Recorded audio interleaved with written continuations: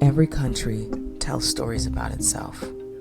Some are inspiring, some are incomplete, and some are deliberately left out.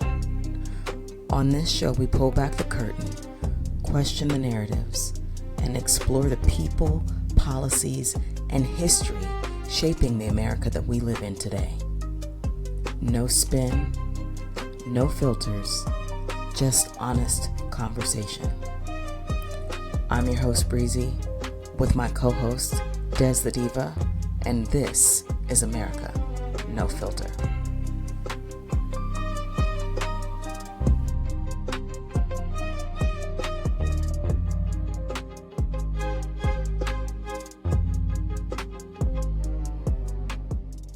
I don't allow people to talk to me about God if you don't see color, because how the hell do you don't see color and God made all of this? You're dismissing one of God's finest creations. How dare you?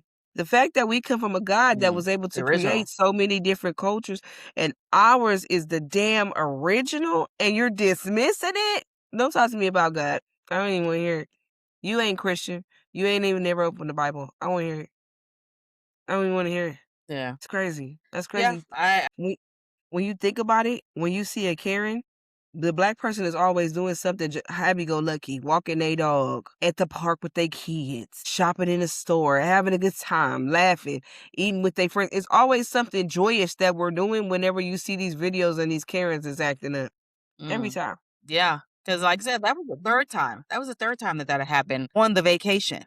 Really? Because as I was leaving, as I was leaving, I was at the airport and I had to go to the restroom and I asked this black woman that was at the charging station next to me, I was like, can you watch this? Because I really don't want to lug all this to the bathroom. She said, girl, I got you. I go, I come back and she, hey girl, because you watching too. She shows me a picture on her phone. She was like, girl, I know this is going to sound a little weird, but my son looks like you. I was like, look like me? Well, okay, all right. And she showed me a picture of this little boy and I was like, oh my gosh, he is cute. It looks like he does favor me. That's weird. That's weird, but okay. We started talking. Her son is around the age of my twins, and we just started a conversation. She's from New York. I've been meeting a lot of New York people lately, but anyway, we were talking about all the things, and then there was a white lady sitting at the charging station. How do you guys know each other? I'm like, what is this? Are you guys the how do you know each other police? Like, what the why does it matter? But she got in our business. What's going on here? I seem like y'all, get along and know each other. Like, we literally just met, ma'am. Sitting right here, just talking to each other. That's it. But why, and she and I, and as soon as that lady left, she said, when you're black, you're never really alone. I said, girl, I mean, okay. So we know. That's funny. But yeah, there was 3 occasions like that where they just another occasion was at the archaeological dig when I had the privilege of working with a black archaeologist that was there, Mariah. And so, of course, when I'm paired with Mariah on day 3, and I was like, yo, me and Mariah. And then she said, go back like babies and pacifiers. And then a white lady overheard us and she was like, oh my God, you guys know each other? Ma'am. And then so Mariah said, yeah, we go back like babies and pacifiers. And that lady was like, oh my God, that is so crazy. I'm like, isn't it? It's a song, honey. It's a song. That's funny. God, it's a song. The how do you know each other police. I'm like, I don't understand why that matters to y'all. But I think what I did love about that is that black people, we have ability to connect with each other no matter what, right? Like we may not have grown up together. We may have very different backgrounds, but we're able to find commonality and that common ground in somebody that, you've never met before. And then random white people think y'all have known each other forever, apparently. Just off of that one interaction. And I think that's like the collective consciousness of black people. It's like the 92%, how we all collectively were like, oh, and we out this motherfucker. We fell back at the same time. And then how all of us are like, well, wait a minute. Now we got to get back involved in this bullshit all at the same time. Like it's just a knowing, right? And it's almost like roots across the nation that connect us. And we'll find these little things where the roots overlap that we're able to have this connection with somebody that we've never met. Maybe, I feel like everybody should be able to do that, but maybe they don't. I don't know. They don't. This is what it's like being black. You can find somebody anywhere and like connect. So my vacation bestie is 7 days older than me. 7 days. So I'm like, he was born 1 week before me to the That's day, awesome. right? So like, and his name is Ray, which is my dad's name. So it's like, come Mhm. on, you know? So we just sometimes you just have the ability to connect with people. Just and that's just what it is. But I mean, I feel like anybody should do that. Anybody could be able to do that. So I don't know what's so interesting about us or what makes people think that they just got to get up in our business, but it You happens a cannot connect lot. with people when there are actual white people that actually studied us to be able to destroy us. You cannot connect with people when you're trying to destroy them. That's why the connection is never there. That's why they don't get to feel that beautiful energy that's almost cosmic that happens between us and other people because we're not ever trying to destroy nobody. A lot of the times when that crime is done in the black community, it's out of necessity or survival. It's out of like survival. We're in survival mode. We're doing some survival shit. That's usually what our crimes are about. Now, I'm not saying that we don't do other crimes because we do. I'm not stupid. I know how it is in our community. But a lot of times it's about survival. We're not trying to use anything about us to harm anybody else. And that's why also, I just said it. We're we're God's first creation. We are not that far removed from God. So we are seeing the good in everybody, even when they can't even fathom us being good. There you see people all the time where you would think the black person would be mad at the white people, but we're loving, we're forgiving, we understand. They done took Carmelo Anthony from his damn parents, and they still find a way to be like, well, so sorry that the Metcalf son was lost, but you know, our son was just trying to defend himself. They still have some type of empathy for that family. Then dad gets his ass up there and says every possible racist thing he can think to say. And it's like that across the board with black Mhm. people. I see us give empathy and grace in places where maybe we shouldn't, but we're naturally just those people, you know? Yeah, I think sometimes we are too forgiving. We are too empathetic. We are too caring about the condition of others, even ahead of ourselves. Mhm. So I think it's a gift, and I also think it's a curse because it doesn't always work in our favor, and we don't get the same kind of empathy back. We don't get the same Mm-mm. benefit of the doubt back.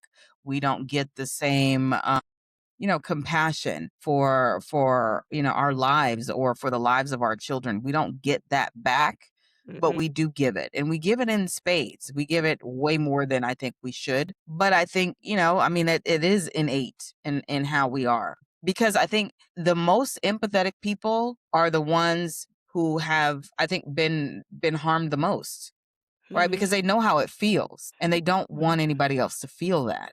And that's really where it comes from. I think at the end of the day, it's like, I know what it's like to, have somebody always looking down on you. So because I know how that feels, I don't then want to look down on somebody else. Even if it's justified, even if it's warranted, you still want to, see the humanity in people.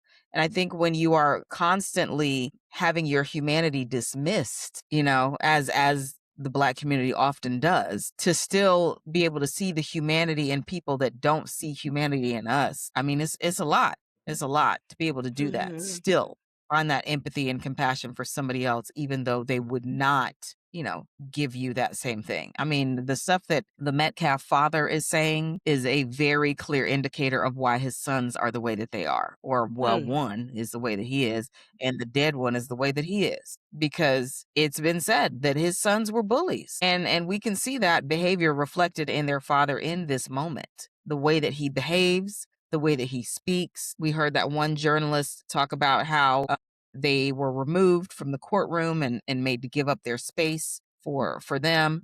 So it's like, I could see why your sons were the way that they were, because they watch you as a parent, Mhm. right? And the kids Mhm. are always going to pick up, what the parents are doing. They're either one of two things are going to happen. The kids are either going to embrace what their parent is doing or completely reject it, right? Like those are the typical, like, I want to be like you, or I want to be nothing like you. Mhm. And those kids, they looked up to their dad, Mhm. Mhm. and he is their example. And you see the example that he's been setting. He's all of the racial things that he's saying now about Carmelo Anthony, about his parents, are just, I mean, is it a surprise? Absolutely not. Absolutely not. But does that speak to why his kids were the way that they were and are the way that they are? Yeah, absolutely. Because like I heard something about some cheerleaders talking about how the Metcalf boys were bullies and assholes, and people didn't like them. The girls didn't want to cheer for them, right? They would, pick on people, harass people. That's what they did. And so they picked on the wrong kid, and one of them died as a result. Self-defense. When a bully picks on someone, how is it then that they become a victim? When they've been the perpetrator of, anger, hostility, violence, time and time and time and time and time again. He met his match in somebody that was much smaller than him, too. And, I mean, if you go to what they said about the video, 4 against 1. How is that not self-defense? How is that not self-defense? 4 against 1? So what you're saying is he should have just allowed himself to get beat up. That's exactly what they're saying. It was 4 against 1. The police officer said the knife that he had was not illegal to carry. So what are we talking about here? And why do you care about what weapons are legal and illegal only when it's a black person? Because Exactly. if a white kid had a knife, that wouldn't have been a... Yes, but if you are intentionally trying to kill somebody, that boy poked that boy one time and got up out of there. If he was really trying to kill that boy, you would have had multiple stabs going on. One time and got up out of there. He was just trying to get them off of him. And if they're in a tussle, he can't see where he poked him. And he had already slipped out. Yep. And they dragged him back by his hoodie. So he was already trying to get away, and they pulled him back in, right? But again, 4 on 1, just on that. How is that not self-defense? Because it wasn't like he came over there, right, wielding a knife, and then everybody got into a fight. He was invited over, and that guy that was supposed to be his friend that didn't really stand up for him, anyway, was invited over by someone who knew him. That person then went once the Metcalf twins came over. Who's this? That kid could have chimed in. Hey, he cool, man. I know him. He cool. But he didn't. And then he just let them get into an altercation, which is, why would you do that? I don't know. But again, he didn't come over there with a knife in his hand, like, I'm going to stab one of y'all motherfuckers. Tell you, that'd be a whole different situation. And if he had done that, I'd be like, yeah, that's fucked up. Y'all need to put that boy in jail, and he probably needs some therapy, some kind of mental health help, because why would you do that? Absolutely. Right? But I would agree that he needs to be locked up for doing that. But that's not what happened. He's sitting chilling. There is it's starting to rain. There's some kind of rain warning or something. He's under a covering to not get wet, which is where everybody is at that point, under some kind of, covering. And then y'all want to get in his face because you don't know who he is, but your friend does. And so there's 4 on 1, and that's somehow still not self-defense. His skin is black. That's why. His skin is black. And we know this. And I'm glad you mentioned that Metcalf daddy, because just speaking back on what I said about us giving too much empathy, I read the comments on everything that I watch. So I read the comments on that. And there's black people under there like, yes, what he's saying is wrong, but he's a grieving dad. And he's going through so much right now. And that's probably why he's saying this. No. This man is a racist. His children are racist. His woman is racist. No. The man is racist. No. Has nothing to do with grief. Nothing to do with grief. Grief doesn't turn you into a racist. A racist. But because we want to give everybody so much damn empathy, people are in the comments like, no, he's grieving. No, ma'am. No. Grieving doesn't make you a racist. Being a racist makes you a racist. He's just a racist that's grieving, which is, 2 different things. But you don't just turn racist. You can't. And we really don't know how he felt, because from what I was reading, his sons whooped his ass. So we really don't know how he felt. They broke his ligaments, from what I've been reading. So we really don't even know how he felt. Yeah. From what I read, the dad was abusive to the mother, and they whooped his ass for being abusive to their mama. Which lets you know, because that man is not a small-ass man. Which lets you know, absolutely, they did now, good job on that. But that lets you know, because that man is not a small man, he's a pretty chunky dude.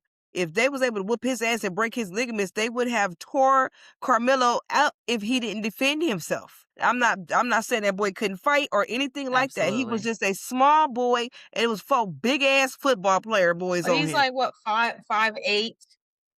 He's versus small. 6'1", 200 and something pounds, 5'8", 150, 160 maybe. Yeah, so he was a lot smaller than the both of them. And they're twins. So there's 2 of them, right? Plus 2 more kids. 2 additional. So yeah. No, I mean, I don't know. I didn't hear anything about the sons getting into any physical altercations with their dad, but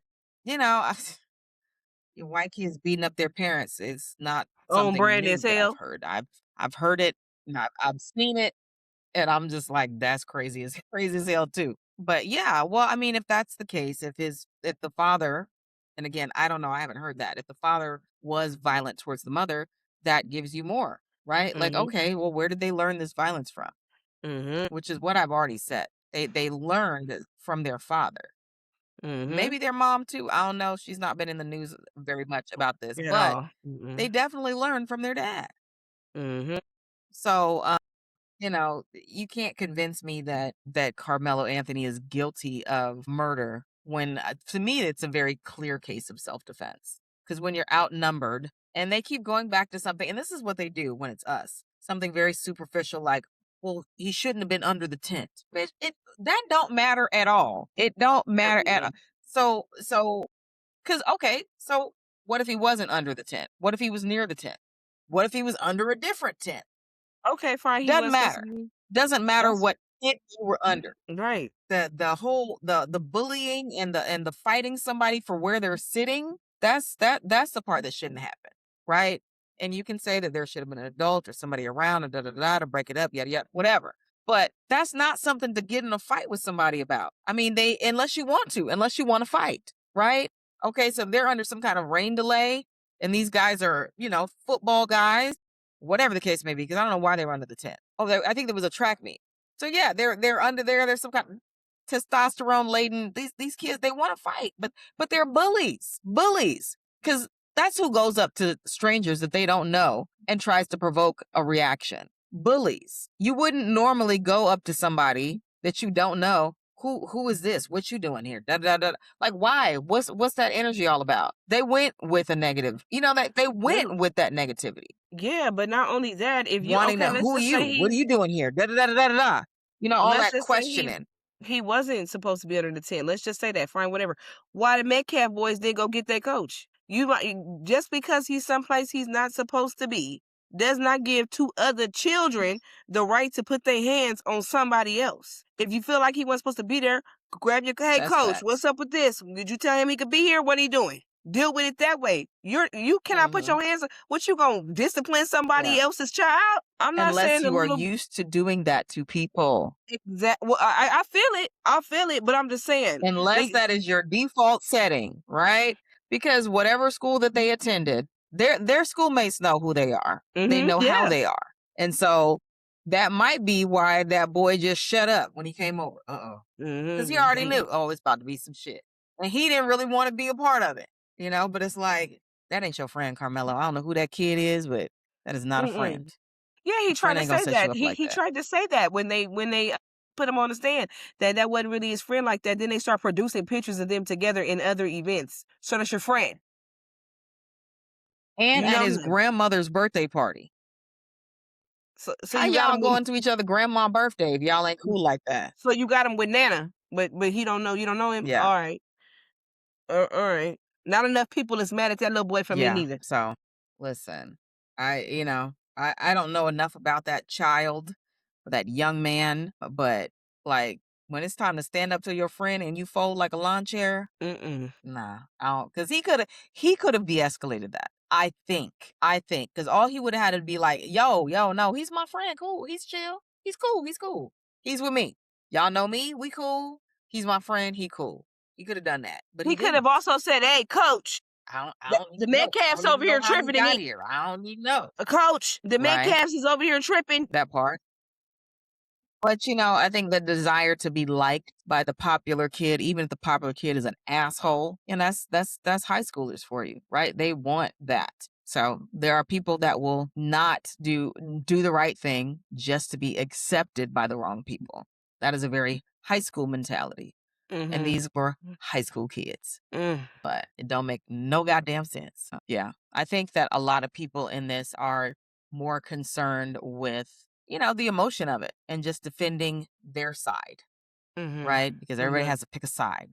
It can't be that this was just a tragedy. I mean, it was a tragedy and two lives were lost because that's still Mhm. true, but it was avoidable. I think this whole thing could have been avoided. And now there's a twin who will grow up without his brother for the rest of his life, a father who, is one kid down, right? But then you also have a family who is losing their son for Mhm. standing up for himself in a situation where he's outnumbered, which is Mhm. crazy as well. But I mean, there's never a winner in anything like this. At the end of the day, it's always a loss because I feel like whenever a life is taken, there's never any true justice. Because justice would be that that person is still alive, right? Justice would Mhm. be everybody's still alive, everybody can still move forward with their lives, but that's just never the case, right? When somebody is killed, there's never true justice, period.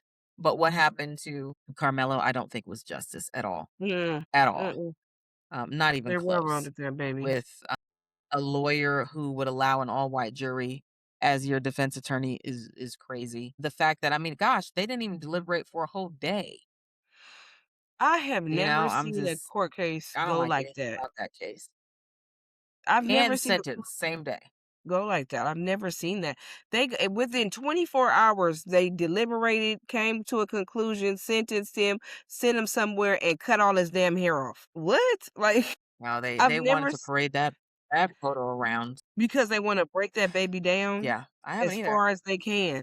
I've never And and anybody some of the else who loves and cares about him, or anybody else who would be outraged by the situation. Yeah. mhm mhm and hell Well, I they think, saw because honestly, we thought go that they would ahead. go for the death penalty, right? Like, gosh, We that's what I did. thought. I'm like, boy, I the did. heat, man. But sweat equity, that keeps sticking with me. That one Mhm. warden, I think in Florida, some murder case in Florida, he said, no, no, we don't want to put him on death row because we got sweat equity. Mhm. Basically, slavery. That's what he Mhm. said. We want him to be able to work for a really long time so that we could profit off of his labor. And Mhm. that's what I think they want with Carmelo.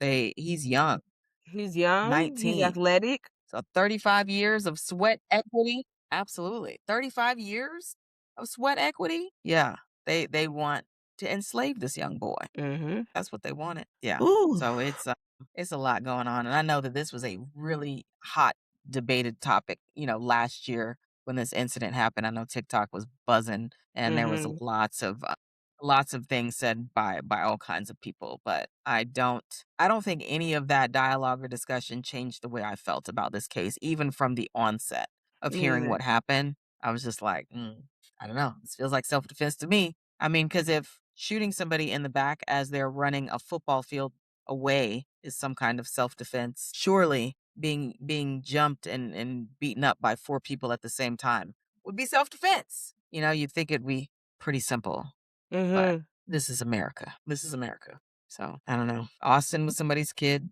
Carmelo is somebody's kid. At the end of the day, there's definitely no winners. It's just loss all around. And it sucks. But I just think the decision still was wrong. And I don't think that Carmelo had a good team around him to fight for him at all. Yeah, exactly, especially So when there were 2 similar cases in Texas. This happened where a white boy stabbed somebody at his school and killed him. He got 10 years, and then there was a Hispanic a boy, classmate. and Yep. yes, and then there was a Hispanic boy, and it happened too. That baby got damn probation. Absolutely. No time. Probation. Stabbing and killing, I think. Both of them stabbed and Yeah, killed both of classmates. them One stabbed got and 10 years, killed. one got probation. Carmelo gets 35 years. What are Yeah. we doing here? So I mean, we also know by the numbers that black people, black men specifically, get much harsher punishments and sentences for the exact same offenses as anybody else, as especially white counterparts. So, Right. but yeah, I saw that as well. That there were similar cases in Texas, and Mhm. those outcomes are very different. So, Mhm. um, Mhm. Black people need to come up out of Texas. I don't know. I think That's not the state for us. Well, I mean, that could be said for any state in the United States because every state has perpetrated some kind of grotesque, inhumane crime against black people. But we got to live somewhere. Yeah, it shouldn't So be Texas. people live where they live. Uh, Well, I mean, people were enslaved in this country, Yeah, in yeah. Texas. So as bad as it is now, it has been worse. Right. But the Yeah. South is still the South. But racism isn't just a Southern thing. It is literally everywhere in this country. Mhm. And then when racist people travel, they try to take that shit with them too, True. as we know. So True. in all of what's happening right now, do you think that there are any solutions to the division between marginalized communities? Do you think there's any solution to the kinds of injustices that we're seeing here every day? What do you think? I really can't give a definitive answer about that because I go back and forth in my head about it a lot. I do think that we need our own communities and towns where it's just us, but I think we need to first heal the wounds that we put on each other first. Because we're at a point where can we live together like they did when they did Tulsa and when they did Greenwood and things of that nature? Are we able to live together? Excuse me, like they did when they built those towns up? Are we, this generation of Black people, able to do that? I think we need to do some self care and some self love within the community, and then we need to tackle being out on our own because we can't change the minds of other people. We're not going to be able to make them see what it is. There's nothing we could do about that. This is who they are. This is embedded in their DNA. There is nothing we can do about it. All we can do is band together and take care of each other. There's nothing else. I'm not finna keep begging nobody. I'm not begging no white people to see me as any damn thing. I don't give a damn how you see me. Respect me and back your ass up. That's it. And I don't think we should continue to try to make them see us the way we want them to see us. Who gives a damn what they see? What do you see when you see me, sister? Because I see a queen when I see you. Let's build. We don't need to keep trying to make them see nothing. That's my personal opinion on that. And I Yeah. wholeheartedly believe Yeah. that. Yeah. What Well, I about you? mean, changing the mind of a racist is an uphill battle to say the least, right? Like and because, this is who they've always been. You would. Changing a racist Mhm. mind, uphill battle. Mhm. Because they've been that way their whole lives. Like people want to act like, all of these negative things that happen in American history, not just Black history, were so long ago. It's like, but those people are still alive. The people that perpetrated that was still alive. Remember, my mom was born before civil rights. My mom, Mine too. right? So if anybody of my mother's generation and before are still living, they knew a world where segregation was a reality, right? Like they knew that. Like it's really not that long ago. People like to think it's so far away, but it's really not. And those people teach hate to their family members. I know that the narrative is, kids are too young to to learn about, I don't know, to learn about critical race theory and blah blah blah, whatever. Kids are too young. No, they're not too young because Oh, wow. those same kids are the ones who are perpetuating racism that they learned from Mhm. their parents at the ages of 4 and 5 years old. So if Mhm. they know how to be racist at that age, they can learn how to be unracist at that same age. And y'all don't want that. Y'all want them to learn about it much later in life when they've been indoctrinated and ingrained with this negativity. Mhm. But yeah, at the end of the day, no, you can't change anybody else's mind about how they see you, and I don't necessarily care to do that. I think that sometimes knowing exactly who somebody is exactly what you need. Like a racist who is racist in your face instead of a closeted racist who is a racist behind your back. Like just Mhm. let it be known. If that's how you feel, just let it be known. Okay. And I see you over there and you see me over here, and you better stay your ass over there. That's it. Mhm. Mhm. But I don't know. I think that, yeah, there's a lot of things that we need to do within our own communities to heal. But also, anytime we've ever tried to do our own thing and have done it well and successfully, some white person gonna be mad enough to tear it down. Right. And so that's historical truth as well. So it's like, I don't know. I don't know what the solution is, but I do think that the other marginalized communities need to wake the fuck up. This anti-blackness you think is serving you now, but it's really not. Because you're literally being oppressed by the same people as us. Literally. Mhm. How you don't see that is beyond me. It's the trick that they did to some of you guys. And you guys have imbibed that, ingested that. But The oppressor oppresses everyone, everyone. And that even comes down to y'all, poor whites. They don't care about you either. They don't care about you either, and most of you guys wouldn't have been citizens of the original United States anyway. You definitely would have been a citizen of the colonies because you had to be a landowner. You couldn't just be white. You had to be white and own land. Most of y'all wouldn't have been white enough. To your point about the poor whites, they are cutting Medicare and they are cutting food stamps, and the highest recipient of that is the poor whites, and they're cutting it down. Oh, for Like sure. by For the end of sure. the But all year, welfare, mhm, all welfare is mostly consumed by white people. Hell, what do you think Trump is doing in office right now? It is welfare. He is the biggest welfare queen. Yeah, I mean, he's a grifter. He is literally stealing billions of dollars from us. That's crazy. mhm, People ain't mad enough. But I do think that our community needs to find a way to come together like our ancestors were able to do. Politically, we need our own shit, mhm, but like socially, economically, community wise, we need our own things. Doesn't mean that we don't care about anybody else, but I think we got to care about us first. mhm, And we need to focus on building stronger communities and allowing our money to circulate longer in our community. Now, of course, a lot of this is again structurally designed because we were excluded from a lot of things, including ownership of things. But especially in Atlanta, you see a lot of Black owned businesses and things like that. And so where there is that opportunity, we need to support each other, and we need to stop you know, thinking about or devaluing, our blackness and things made by Black people, Black businesses, the way that we have, thinking that if it's a Black person, it's too much, or that we need a hookup, right? We need to get out of that mentality and really lock in. But also go to the gun range. Make sure that you're armed.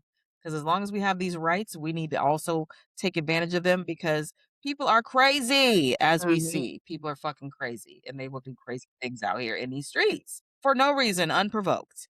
mhm, So that we need to be able to protect ourselves and our own communities. I mean, we had, you know, I saw something about it. I think they were called like the Deacons or something like that. And there was a group of men after, I want to say, the Korean War. When they came home, like that's what they did. Like they stood up for their communities against the KKK and they were there to protect.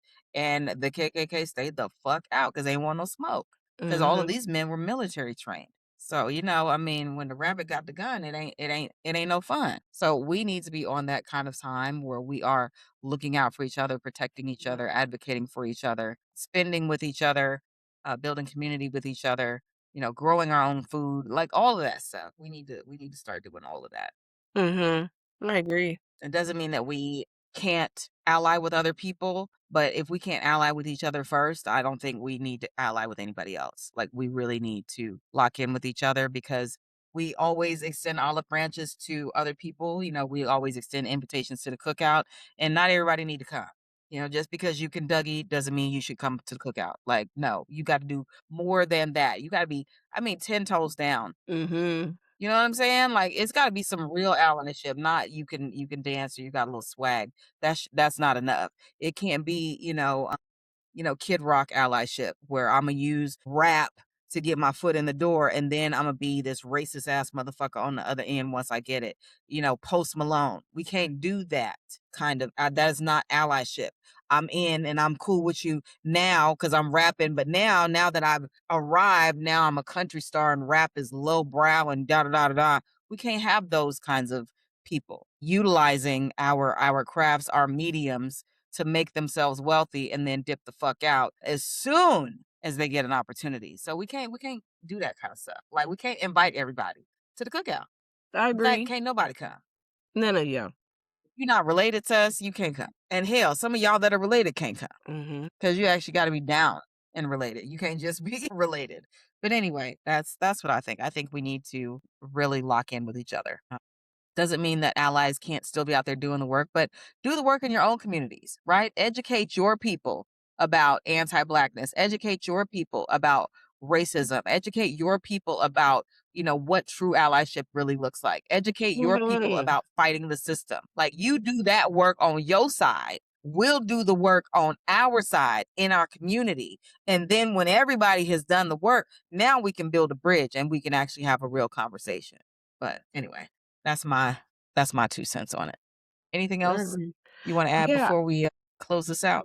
yeah, I agree with you wholeheartedly with everything you just said. I did not know Post Malone did that, so I don't know if you saw my face when you said that, but you just shocked my whole life. So now I'm over here like, I didn't Oh, that's know. all I right. don't. I was like, Post Malone did what? Oh my God! So I'm gonna have to Google that. But I did want to say this month is a Men's Mental Health Month, and just in lieu of everything that's happening, I think I got a better Also Pride Month. understanding. Happy Pride. Happy Pride. Okay. I mentioned Pride, but it is Men's Mental Health Month. And I just want to say, man, it is okay for you guys to cry and to open up to us, and to women, it's okay to make a safe space for your man. I think a lot of times men don't have a safe space to land when they feel like the world is on their shoulders. And we need to open up and make a safe space for our men to land when they come home, give them peace. And men, you guys need to be better at accepting that peace. It's okay, because we know you're going through a lot. We know that anything can happen to you out there. And that's probably on your mind 24/7, because I can imagine how it is for you guys. So we definitely want to extend some love to you guys. Absolutely happy Pride. Happy Pride, and Yes. thank you guys for Echoing watching. echoing what Des has said. So yeah, definitely. Mental health is a very serious thing. We've seen over the last few months, especially Black men having some major issues with mental health. So prioritize your mental health. It's not weakness to seek help when you need it. Hmm. That's actually a sign of strength and intelligence. So be smart and be strong and go get the help that you need, Please. because it is very important that you do so. As we are closing out, I would like to say we can honor victims without dehumanizing entire communities, right? We can demand accountability without abandoning reason or fairness. And it's okay if the person that you are defending doesn't look like you. It's Hmm. okay. That's okay. We can tell the truth without becoming enemies of each other, right? We can, but you have to be receptive to actually hearing what the truth is a caveat I would say to that. So Latasha Harlins deserved to have more dignity than she was given. Hmm. Cyrus Carmack Belton, he deserved more dignity than he received in his last moments, just like so many others, right? And even now, every family that is impacted by violence deserves to have some kind of dignity. And there are two sides to every story. And I think that a lot of times people aren't willing to listen fully to both sides, especially because, social media, there's always a rush to judgment. So I definitely think that, we have to be willing to listen a little more before we speak, which Hmm. everybody's not, Anyway, so the challenge for us, I think, isn't deciding which community matters more, but to see the humanity in every community, right? And I don't know. That's just what I feel like we have to do. Everybody is human, and we until we can see the humanity in everybody, we're still gonna have these problems. So Absolutely. I agree. that's all I got. This was not a warm and fuzzy episode, Mhm. to be sure, but we got to tell the truth, even when it hurts, even when it's heavy. So thank you guys as always for tuning in. Until next time, we out.